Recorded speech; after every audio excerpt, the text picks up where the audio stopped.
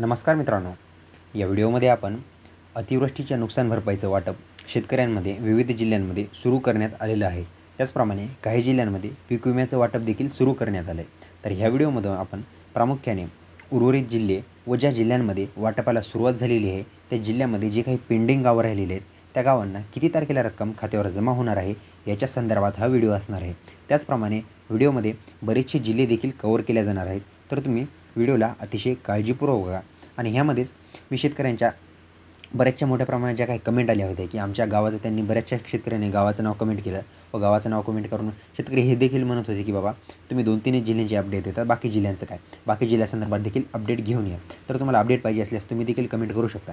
तर यामध्ये मी जेवढे महसूल मंडळं सांगितले त्या महसूल मंडळांमध्ये काही शेतकऱ्यांना माहीत नव्हतं की त्यांचं गाव कोणत्या महसूल मंडळात आहे वगैरे वगैरे अशा बऱ्याचशा कमेंट होत्या, त्यांनी थेट गावाचं नाव कमेंट केलं।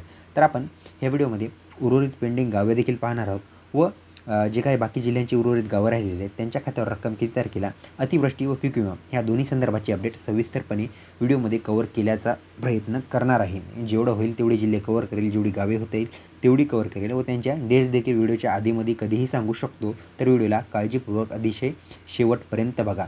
तर आपण व्हिडिओला सुरुवात करूया। सुरुवात आपण हिंगोली जिल्ह्याच्या अतिवृष्टीच्या नुकसान भरपाईच्या वाटपासंदर्भात करणार आहोत। यामध्ये पेंडिंग जेवढे पेंडिंगमध्ये जिल्हे राहिलेले आहेत ते तर कव्हर करूयाच व जे जिल्ह्यांमध्ये आता वाटप सुरू झाले ते जिल्हे देखील आपण कव्हर करूया व ज्यांना मेसेज आला नाही तुम्ही तर अवश्य बघा, कारण तुम्हाला देखील अपडेट छोटीशी आहे। ती अपडेट काय आहे तुम्हाला लागलीच सांगतो, पण त्या अगोदर जर तुम्ही चॅनलवर नवीन असाल तर माझं नाव आहे सम्राट आणि स्वागत आहे तुमचं शेतकरी सम्राट या यूट्यूब चॅनलमध्ये। जर चॅनलला लाईक, सबस्क्राईब व शेअर केलं नसेल तेही करून घ्या व माझ्या डाव्या साईडला कुंडीच्या खाली जो काही घंटा दिसतोय म्हणजेच बेल आयकन दिसतंय त्याला देखील दाबा, म्हणजे तुम्हाला शेती संबंधित जी काही सर्वात फास्ट अपडेट आहे ती लवकरात लवकर तुमच्यापर्यंत पोहोचून जाईल। तर चला व्हिडिओला लाईक करा, आपण व्हिडिओच्या कंटिन्यू करूया। तर बघा, आता हिंगोली जिल्ह्यामध्ये पाहायला गेलं तर 80% जे काही गावं आहेत व महसूल मंडळ आहेत ह्यांच्यामध्ये अतिवृष्टीच्या रकमेचं वाटप हे झालेलं आहे। काही जण म्हणत होते की आम्ही ह्या तालुक्यातून आहोत, या गावातून आहोत।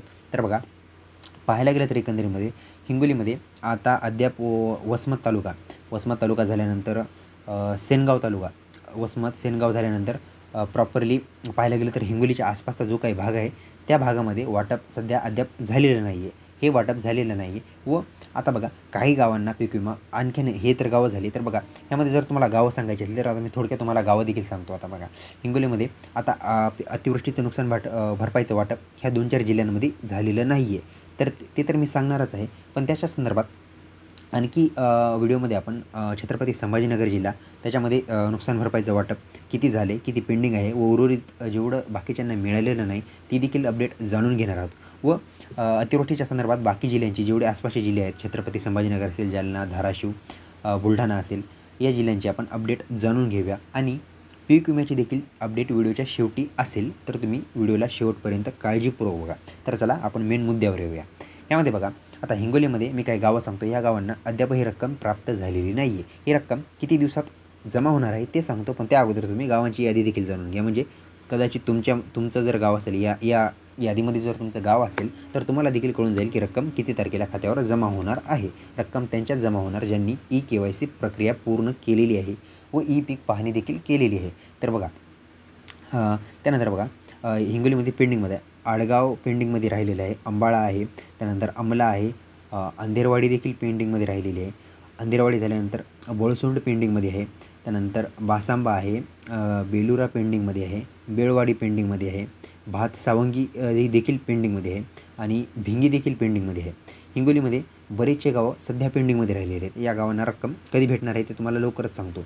त्यानंतर बोरी शिकारी पेंडिंगमध्ये आहे, बोरजा देखील पेंडिंगमध्ये आहे, ब्रह्मापुरी पेंडिंगमध्ये आहे, चिखलवाडी पेंडिंगमध्ये आहे, त्यानंतर दातेगाव। या गावांमध्ये जर तुमच्या गावाचा उल्लेख केलेला नसेल तर तुमच्या खात्यावर रक्कम कार्यालयीन वेळेमध्ये रविवार शनिवार सोडता कधीही तुमच्या खात्यावर रक्कम जमा होऊ शकते। त्याच्यासाठी वेळोवेळी मेसेज चेक करा, जर तेही समजत नसेल तर बँकेत जाऊन स्वतः जाऊन चेक करून या।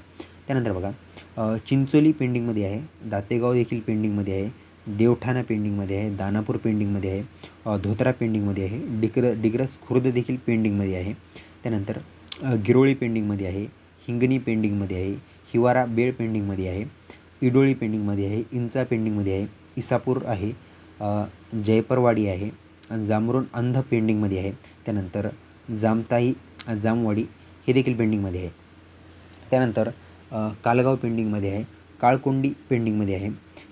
कन्हेरगाव नाका देखील पेंडिंगमध्ये आहे. त्यानंतर कन्हेरगाव नाका व कन्हेरगाव नाका झाल्यानंतर कानखेडा बुद्रुक आणि कानडखेडा खुर्द हे दोन्ही गावं देखील पेंडिंगमध्ये आहेत.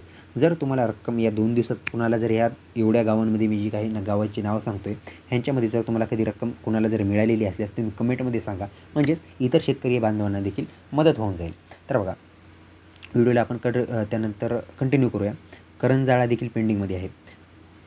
पाहायला गेलं तर एवढे गावं हिंगोली जिल्ह्यामधले पेंडिंगमध्ये आहेत. ह्याच्या व्यतिरिक्त आणखी काही गावं पेंडिंगमध्ये आहेत. त्यांची यादी या व्हिडिओमध्ये देता येणार नाही, कारण व्हिडिओ खूप मोठा होऊन जाईल, कारण आपल्याला बाकी जिल्ह्यांची देखील अपडेट घ्यायची आहे. तर बघा वसमत तालुक्या, त्यानंतर वसमतनंतर हिंगोलीच्या आसपासचा जो काही भाग आहे, त्यानंतर सेनगाव, एवढ्या आपण तालुक्यांमधली जे काही पेंडिंग राहिलेली आहे ती आपण अपडेट उद्याच्या व्हिडिओमध्ये जाणून घेऊ, कारण ह्या व्हिडिओमध्ये सांगायला गेलं तर खूपच व्हिडिओ मोठा होऊन जाईल. तर आपण आता बाकी जिल्ह्याची अपडेट जाणून घेऊया. तर बघा राहिला विषय आता छत्रपती संभाजीनगरचा. तर छत्रपती संभाजीनगर विभागामध्ये 2,50,000 EKYC आता सुरू आहे. EKYC सुरू झालेली आहे. त्यामध्ये 2,30,000 EKYC ह्या कंप्लीट झालेल्या आहे व उर्वरित 30,000 शेतकऱ्यांच्या हे EKYC ह्या सध्या पेंडिंगमध्ये राहिलेले आहेत. तर ह्याच्यामध्ये कारण काय? कारण बरेचसे शेतकरी हे अपात्र ठरवण्यात आलेले आहेत. कुठल्या तरी प्रकारचा म्हणजे त्यांनी प्रॉपरली फॉर्म फिल केला नाही किंवा अशा काहीतरी घोटाळा करून फॉर्म भरला आहे, अशा शेतकऱ्यांना जवळपास 30,000च्या आसपास शेतकरी, म्हणजे पाहायला गेलं तर असे एवढे शेतकरी परभणीमध्ये देखील बाहेर निघलेले आहेत. उर्वरित जिल्ह्यांचे देखील बाहेर निघणार आहेत. ही प्रक्रिया म्हणजे इन्व्हेस्टिगेशन जसं चालू राहील तसे नवीन हे मार्ग उघडकीस येतील व अशा शेतकऱ्यांमुळे जे आता उरलेले 30,000 शेतकरी आहेत, अशा शेतकऱ्यांमुळेच शेतीचा पीक विमा जे काही तुमच्या खात्यावर रक्कम अतिवृष्टीची जमा होणार आहे ती अद्याप पेंडिंग व्हायला उशीर होतो आहे. म्हणजे ह्यामध्ये चुकी तुमच्यापैकी काही बांधवांनी केलेली आहे. याच्याबद्दलच तुमची चुकीमुळं सगळ्याच शेतकऱ्यांना या गोष्टीचा काय म्हणतात हे लाभ मिळायला उशीर होतो आहे. तर अशा प्रकारची चूक इथपर्यंत केली, ह्याच्यानंतर करू नका अशीच तुम्हाला अपेक्षा व विनंती करतो, कारण लाभ तुम्हालाच मिळणार आहे. तर बघा छत्रपती संभाजीनगरानंतर आता त्याच्याच आसपासची आपण जालन्याची व ह्याची अपडेट आपण जाणून घेऊया. आपण पाहायला गेलं तर व्हिडिओ खूप मोठा होऊन जाईल आणि ह्याच्यामध्ये सर्वात महत्त्वाचा मुद्दा म्हणजे आता डेट सांगायची राहिली. त्यामध्ये हिंगोलीमध्ये आता उर्वरित जे काही तालुके राहिले वसमत सेनगाव ह्यांना 20 तारखेच्या आत रक्कम मंजूर होऊन जाईल, खात्यावर येऊन जाईल. त्याचप्रमाणे मी आता ह्यानंतर परभणी, जालना, छत्रपती संभाजीनगर व इतर जिल्ह्यांची पीक विम्याची जी काही अपडेट मी घेणार आहे ती पुढच्या व्हिडिओमध्ये कवर करता येईल, कारण हा व्हिडिओ खूप मोठा होऊ शकतो.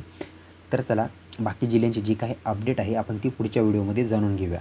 जर तुम्हाला माहिती महत्त्वाची वाटल्यास व्हिडिओला लाईक करा, जास्तीत जास्त सबस्क्राईब करा. तर चला भेटूया पुढच्या व्हिडिओमध्ये. तोपर्यंत धन्यवाद.